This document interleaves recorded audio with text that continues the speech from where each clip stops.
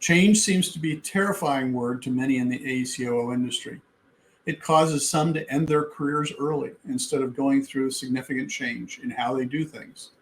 Some try to ignore change, while others are curious and watch what happens to others.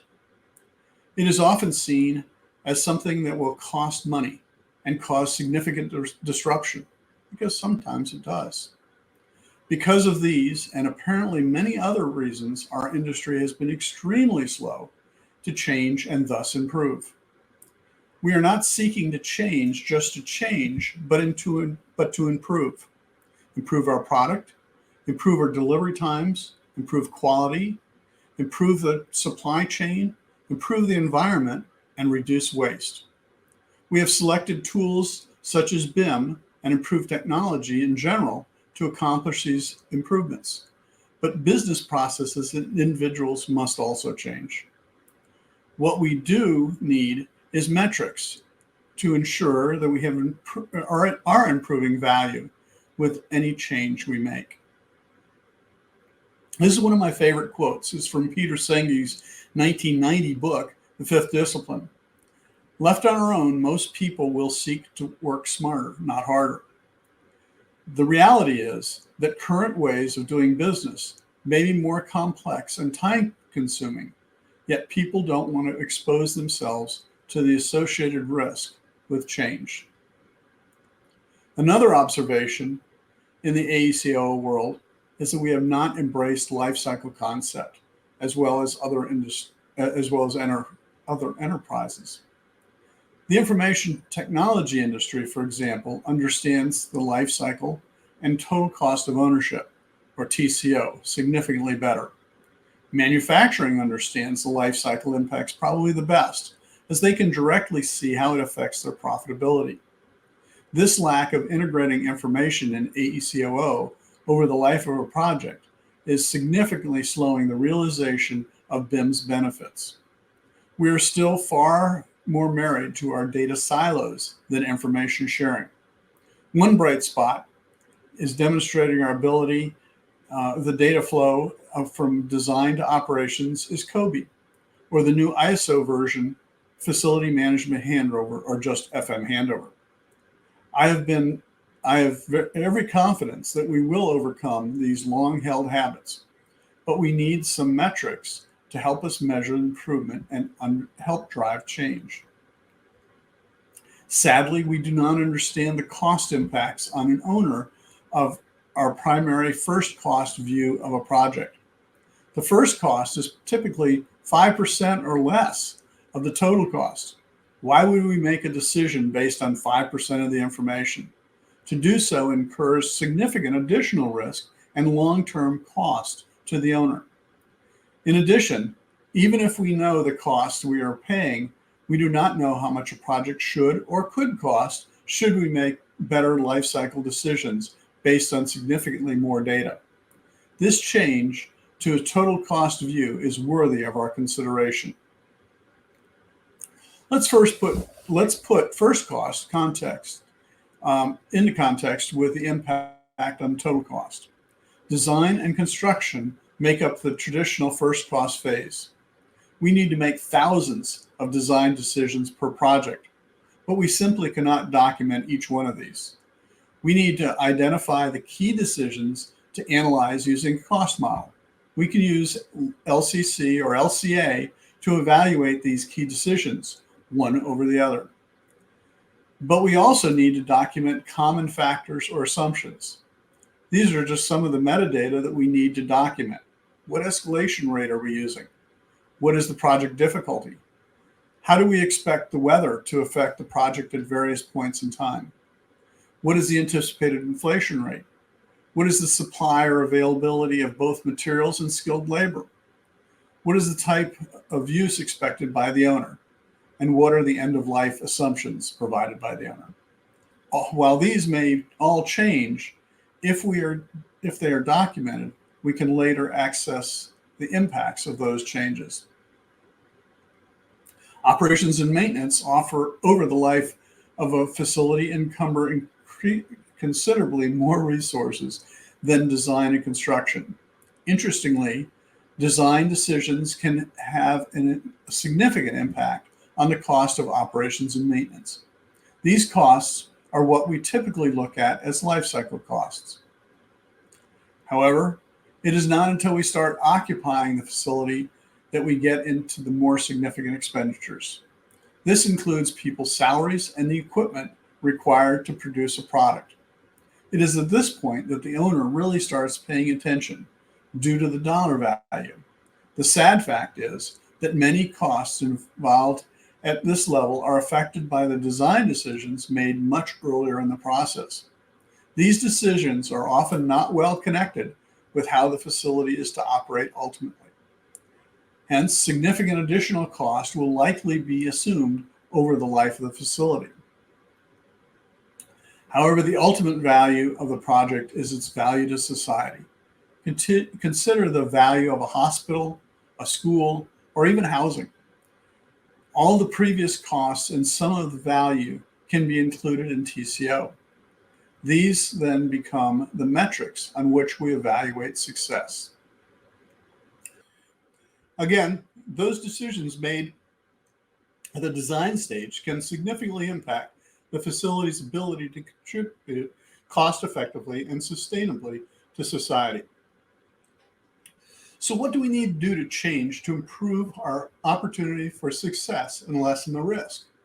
Number one, we need to take advantage of the data and information we have already collected, primarily based on previous and existing projects. We currently have a vast amount of disconnected data, so we are continuously recollecting it, as we also have little trust in what was previously collected.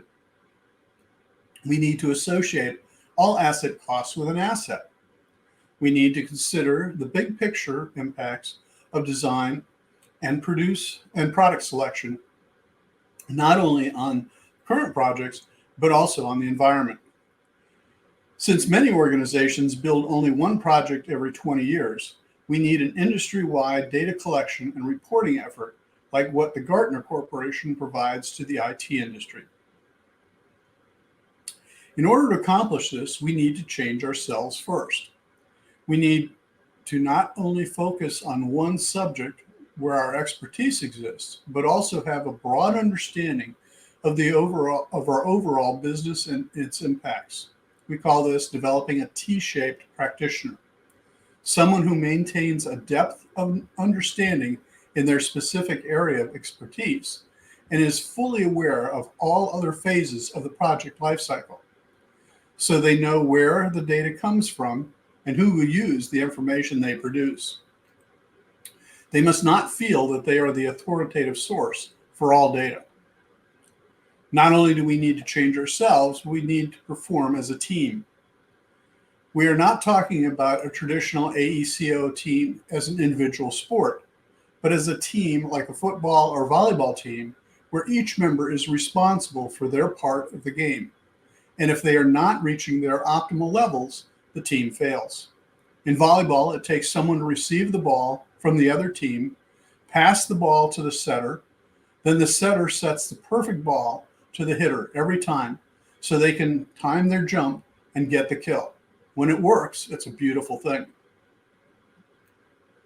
The bottom line is that the primary avenue for improvement will be improved data access and utilization. It is all about the data in all phases of a project. Data is the foundation on which we build. The stronger the foundation, the stronger the outcome. We need to collect data once and then share and distribute it securely to those who need it for decision making. Everyone in the organization needs to be working from the same trusted data. A significant factor leading to trust is knowing where the data came from and just how good the data is. It's okay to store poor quality data when you know that it is just a placeholder. It is not okay if you think poor quality data is quality data. It is also critical that there be a chain of custody of the data and that you know that no one other than those identified could have changed the data. Therefore, security is paramount. You must take cybersecurity seriously throughout the organization and over the entire project.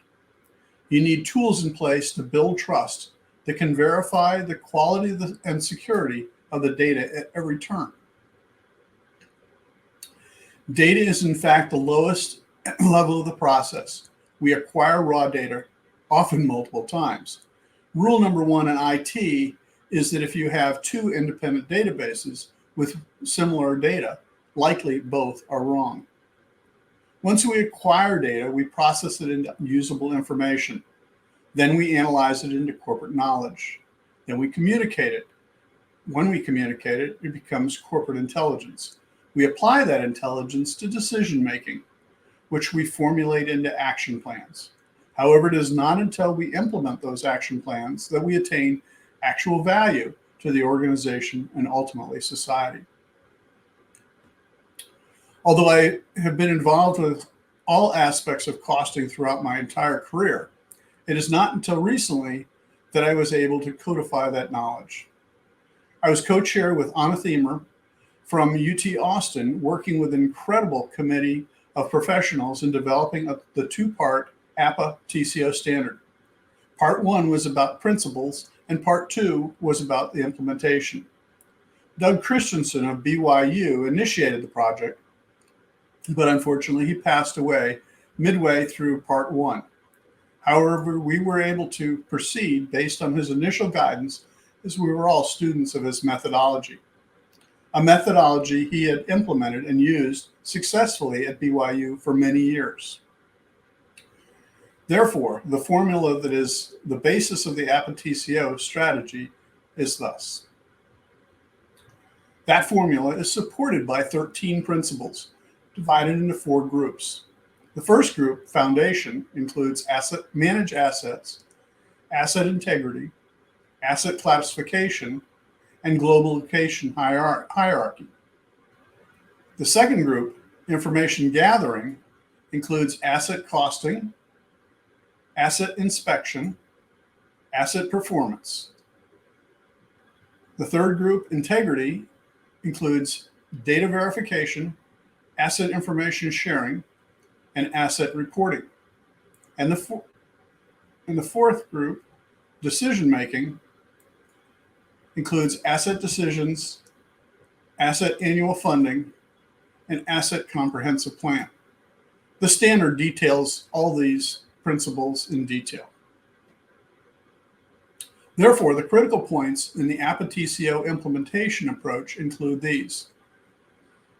Scoping is critical, as you need to ensure you are not collecting more data than you can sustain for existing and planned assets.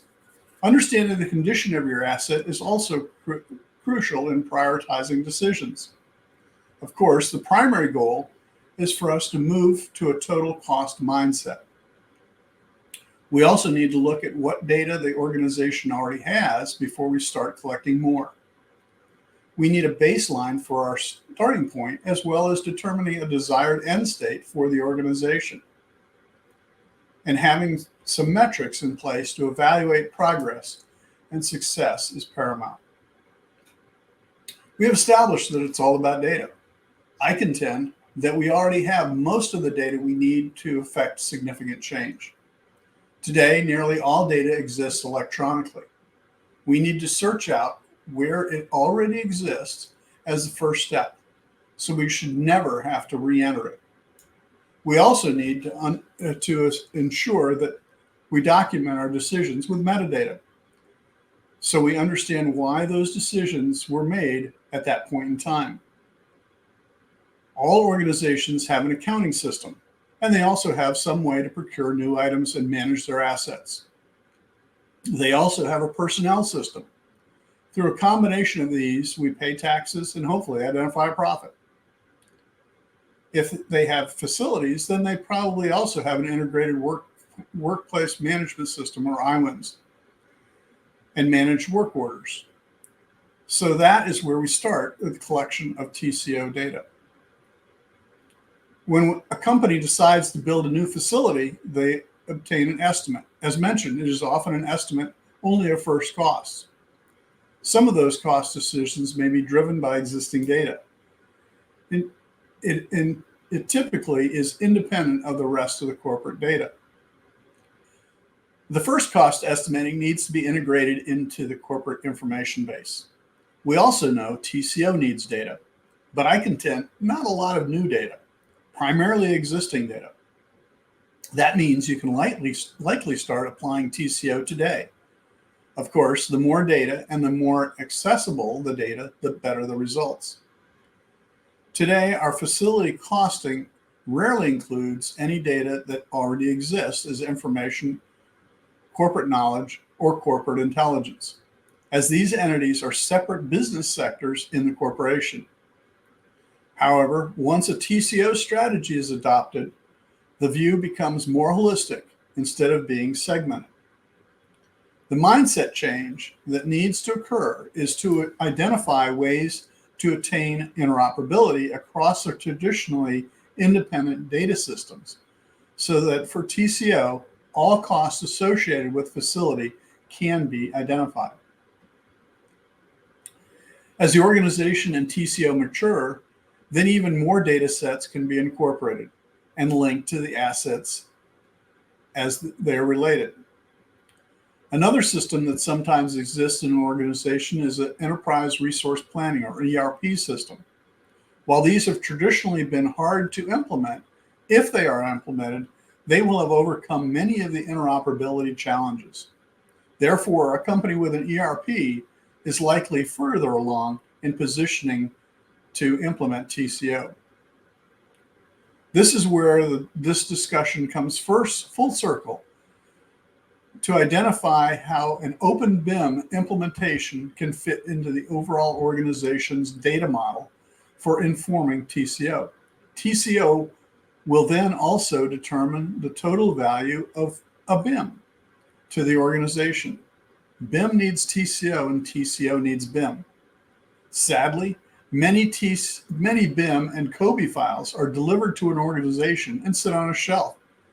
The facility owner does not know what is included or how they can benefit from either. I will guarantee that if an organization has a TCO mindset, they will not only know what to do with BIM and COBie, but also be able to supercharge their TCO implementation. This will be the perfect melding of information needed to obtain the optimal return on investment for all their data. The benefit to TCO is that owners now have all the data they need to make excellent long-term asset decisions to optimize their organization's profitability. I have a couple of quick examples of the impact of TCO strategy. TCO strategy will work with the smallest or largest organizations. It is very scalable. You can start today with your existing resources, as it is more of a frame of mind. In this small example, I'm using our homeowners association. I've been responsible for a pool for over 35 years. We resource level our renewals, so budgets are somewhat constant. We manage a reserve fund to ensure that we have needed funds for many years in the future. However, our story begins when I first moved to the neighborhood in 1986. The attitude of the board was not to raise annual assessments. In 2000, the $100,000 scheduled pool renewal came due, and no funds had been set aside. We were forced to do a special assessment and take out a loan. Shortly after that, we commissioned our first reserve study, which we have updated every 5 years since projecting and project 25 years into the future. While the state now requires reserve studies, I'm guessing few use them as extensively as our board does in setting annual budgets, primarily because we understand what happens when you don't plan. We can now tell homeowners why their dues go up and demonstrate a solid financial foundation for our community. We were able to add a handicap ramp and make other improvements when we renewed the facility in 2016, with only positive reaction from the community.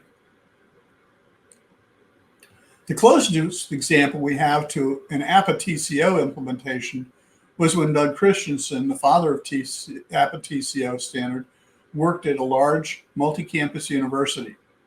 While Doug passed away before the standard could be completed, we did use his experience developing the APA TCO standard. The board of this university requires a TCO study for every new asset to be added to their portfolio. They want to ensure that a new facility is not overtaxing their resources and ability to sustain their entire portfolio. If resources are not available, they can eliminate an older facility from their portfolio or add additional support staff. They track the impact of the previous budget decisions and use the process to resource level future projects. There is no question the TCO process is sound, and I look forward to examples where folks have implemented TCO for their portfolios with great success very soon, and thus improve their entire facility lifecycle by taking advantage of all the tools we now have in our toolbox. The question is, will you be the catalyst for change and encourage your organization to change for the better? I certainly hope you do. Thank you for your attention, and I'll now take some time to take a couple questions. If you have any questions that we cannot get to today, please get in touch with me. There is also a white paper available on this subject on my website, identified on this slide. Thank you.